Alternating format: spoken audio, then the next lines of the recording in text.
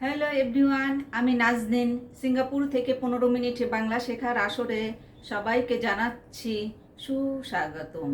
শিক্ষার্থীরা, তোমরা কেমন আছো? আজকে আমাদের পাঠ 91। আজকে আমরা শিখব বেশ কিছু নতুন সমার্থক শব্দ এবং ফ্লোরেন্স নাইটিঙ্গেলের সম্পর্কে বিস্তারিত জানব। তো শুরু করি। লাস্ট লেসনে আমরা কতগুলি সমার্থক শব্দ শিখেছিলাম। আজকে আমরা আরো নতুন কিছু সমার্থক শব্দ সম্পর্কে জানবো। ওকে,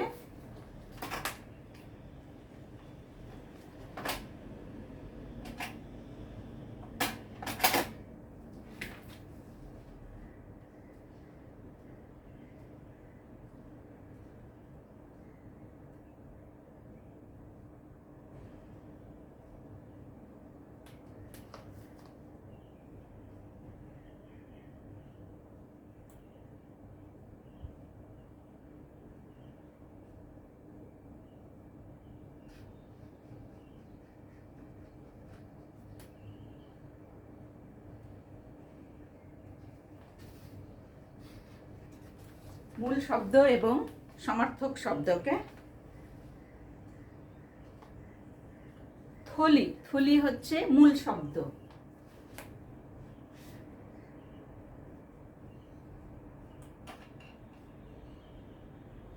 থলি, এটা সমার্থক শব্দ কি হবে? ঝুলি।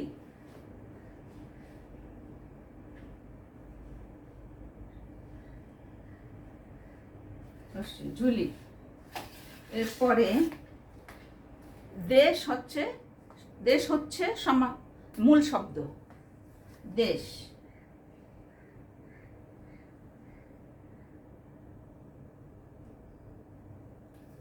এটার সমার্থক শব্দ বা প্রতিশব্দ হবে রাষ্ট্র।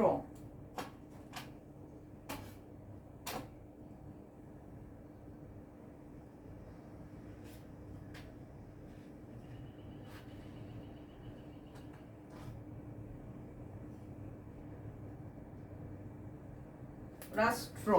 হ্যাঁ, এরপরে হচ্ছে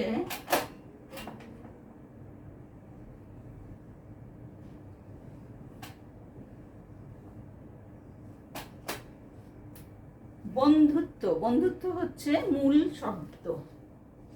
বন্ধুত্ব।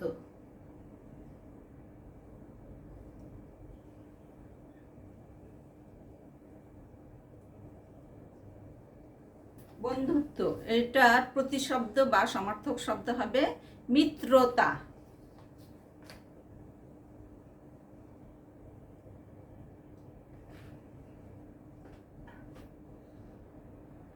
মিত্রতা। ওকে, বন্ধুত্ব, মিত্রতা। এরপরের শব্দ হচ্ছে, মূল শব্দ হচ্ছে স্বাক্ষর।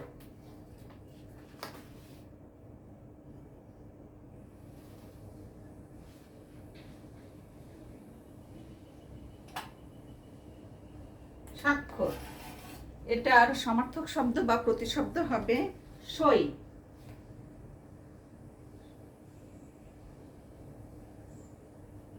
সই। ওকে, এরপরে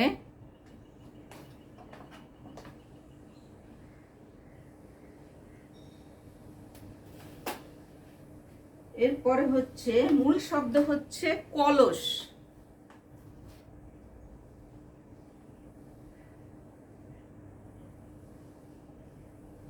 কলস, কলসের সমার্থক শব্দ হবে কলসি।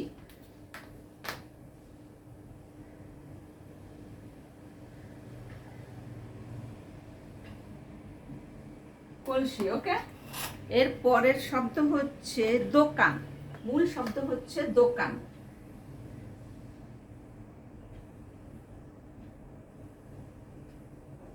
দোকান, এটার সমার্থক শব্দ হবে বিপণী।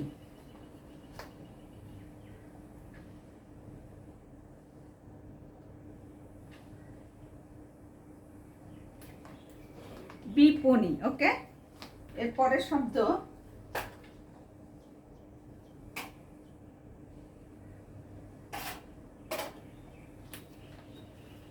মূল শব্দ হচ্ছে দুঃখ।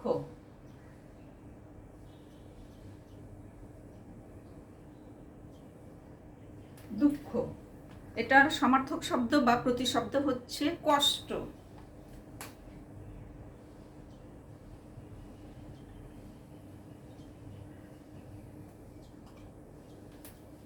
কষ্ট। এর পরের শব্দ হচ্ছে, মূল শব্দ হচ্ছে বেদনা।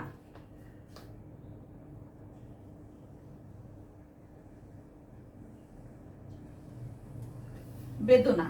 হ্যাঁ, এটার সমার্থক শব্দ বা প্রতিশব্দ হচ্ছে দুঃখ।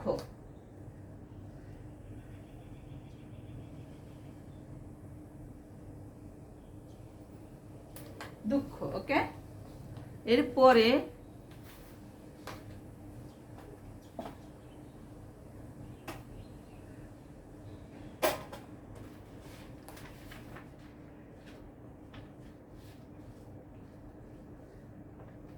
মূল শব্দ হচ্ছে উদর।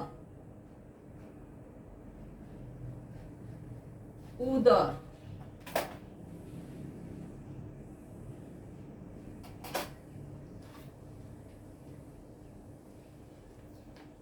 উদর। এটার সমার্থক শব্দ হচ্ছে পেট। পেট। ওকে, এর পরের শব্দ হচ্ছে, মূল শব্দ হচ্ছে তৃষ্ণা। তৃষ্ণা।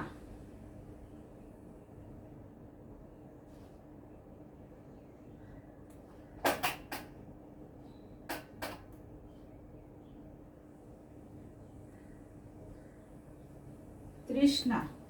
এটার সমার্থক শব্দ হচ্ছে পিপাসা।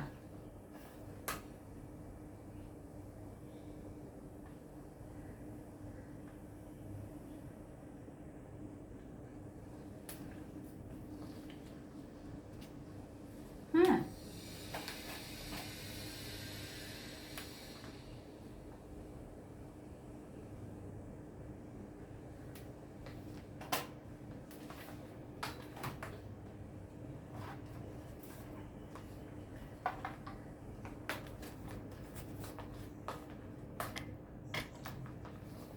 এটা কার ছবি? এটা দেখতে পাচ্ছ?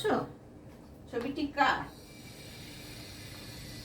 এটা হচ্ছে ফ্লোরেন্স নাইটিঙ্গেলের ছবি। হ্যাঁ, এখন আমরা এই ফ্লোরেন্স নাইটিঙ্গেলের সম্পর্কে বিস্তারিত জানবো।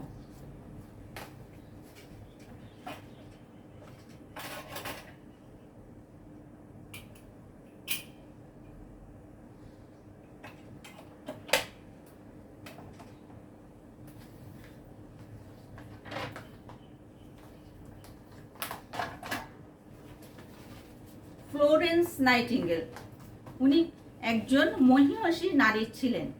পৃথিবীতে বেশ কয়েকজন মহিয়সী নারী রয়েছেন, তার মধ্যে ফ্লোরেন্স নাইটিঙ্গেল একজন। ফ্লোরেন্স নাইটিঙ্গেল নামের এই মহিয়সী নারী 1820 সালের 12ই মে ইতালির ফ্লোরেন্স নগরীর এক অভিজাত ও ধনী পরিবারে জন্মগ্রহণ করেন। তার পিতামাতা ছিলেন উইলিয়াম শোর নাইটিঙ্গেল ও ফ্রান্সেস নাইটিঙ্গেল।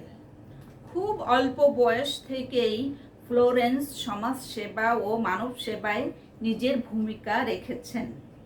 তাদের পারিবারিক ভূসম্পত্তির আশেপাশে গ্রামগুলোতে গরিব ও অসুস্থ রোগীদের সহায়তার কাজে তিনি সম্পৃক্ত ছিলেন।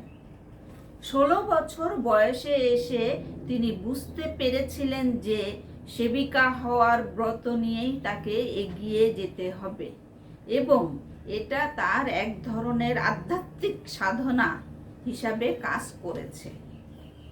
ভিক্টোরিয়ান যুগে তার মতো ধনী ও অভিজাত পরিবারের একজন সুন্দরী তরুণী নার্সিংকে পেশা হিসাবে বেছে নেবে, তা যেন কোনো বাবা মায়ের কাছে কল্পনাতীত ছিল। ফ্লোরেন্স নাইটিঙ্গেল যখন মানবতার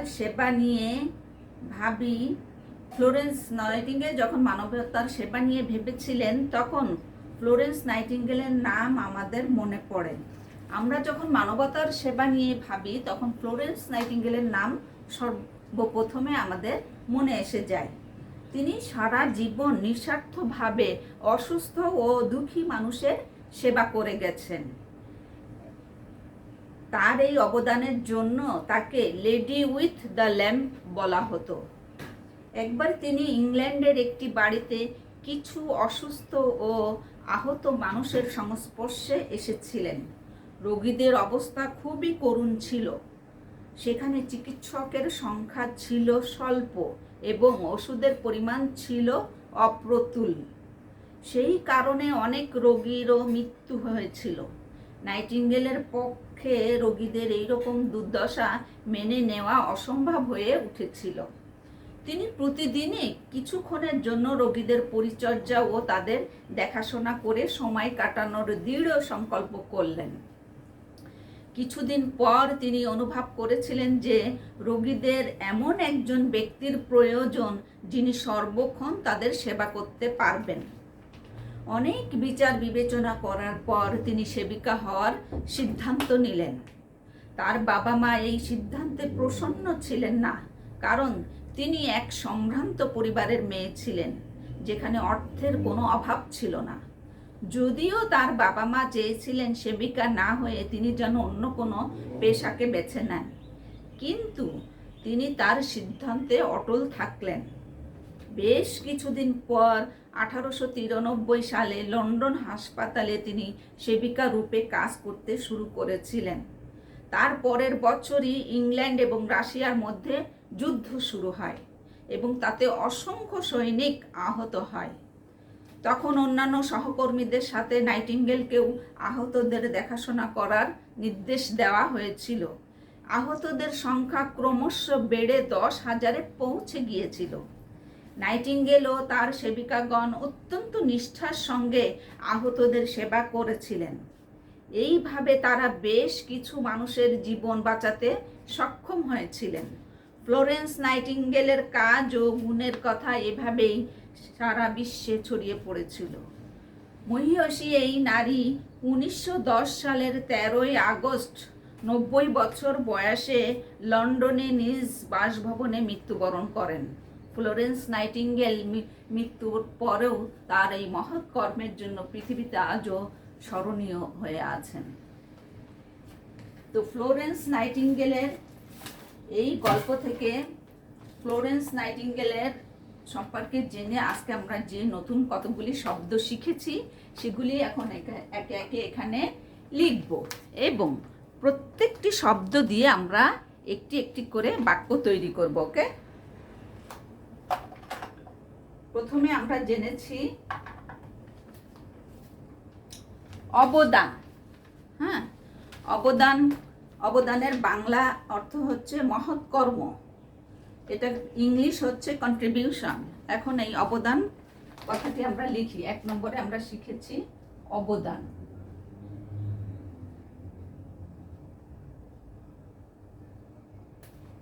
এখন এই অবদান দিয়ে যদি আমরা একটি বাক্য তৈরি করি তাহলে এভাবে বলা যায় যে ফ্লোরেন্স নাইটিঙ্গেল সারা জীবন নিঃস্বার্থভাবে অসুস্থ ও দুঃখী মানুষের সেবা করে গেছেন।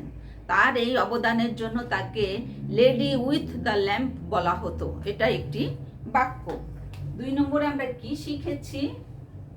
সংস্পর্শে।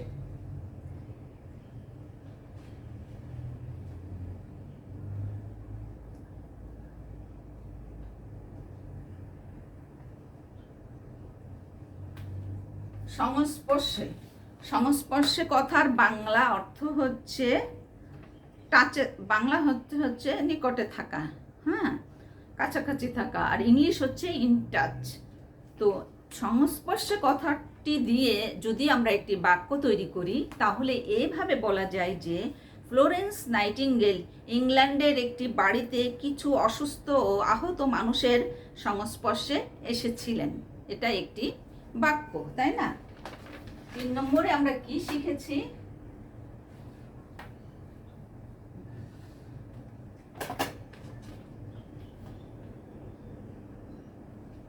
করুণ।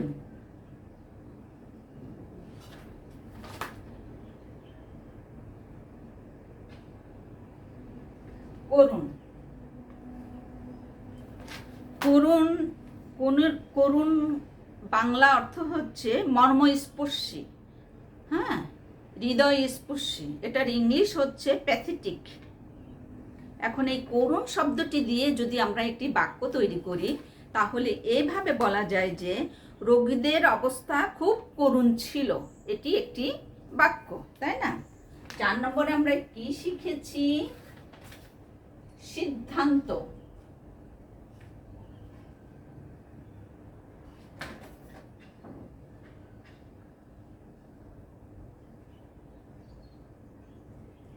সিদ্ধান্ত, সিদ্ধান্তর কথার বাংলা অর্থ হচ্ছে ফয়সালা করা।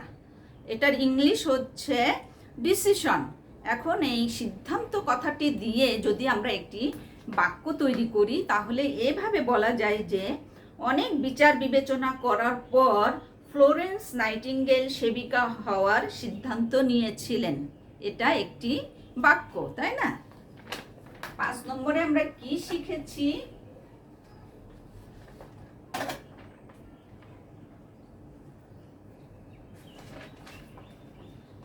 প্রসন্ন।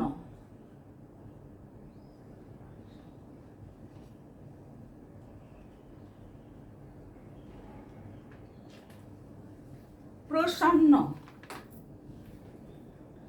প্রসন্ন কথার বাংলা অর্থ হচ্ছে উৎফুল্ল, হ্যাঁ, খুশি থাকা।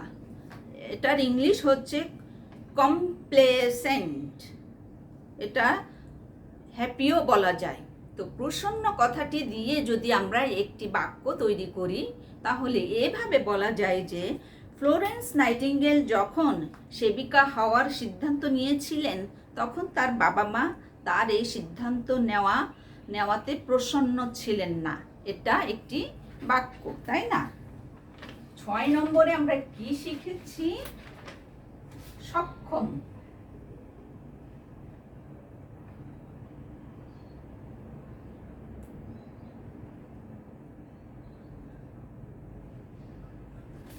সক্ষম, সক্ষম শব্দটির বাংলা অর্থ হচ্ছে যোগ্য, সক্রিয়। এটার ইংলিশ হচ্ছে এবল। এখন সক্ষম কথাটি দিয়ে যদি আমরা একটি বাক্য তৈরি করি, তাহলে এভাবে বলা যায় যে ফ্লোরেন্স নাইটিঙ্গেল সহসেবিকাগণ ও ফ্লোরেন্স নাইটিঙ্গেল ও তার সহসেবিকাগণ অত্যন্ত নিষ্ঠার সাথে আহতদের সেবা করে অনেক মানুষের জীবন বাঁচাতে সক্ষম হয়েছিলেন। অনেক রোগীকে সুস্থ করতে সক্ষম হয়েছিলেন। এটা একটি বাক্য, তাই না? তো আজকে আমরা এই ফ্লোরেন্স নাইটিঙ্গেলের এই জীবনী থেকে আমরা সর্বমোট 6টি নতুন শব্দ শিখেছি, তাই না? এবং প্রত্যেকটি শব্দ দিয়ে আমরা একটি একটি করে বাক্য তৈরি করেছি।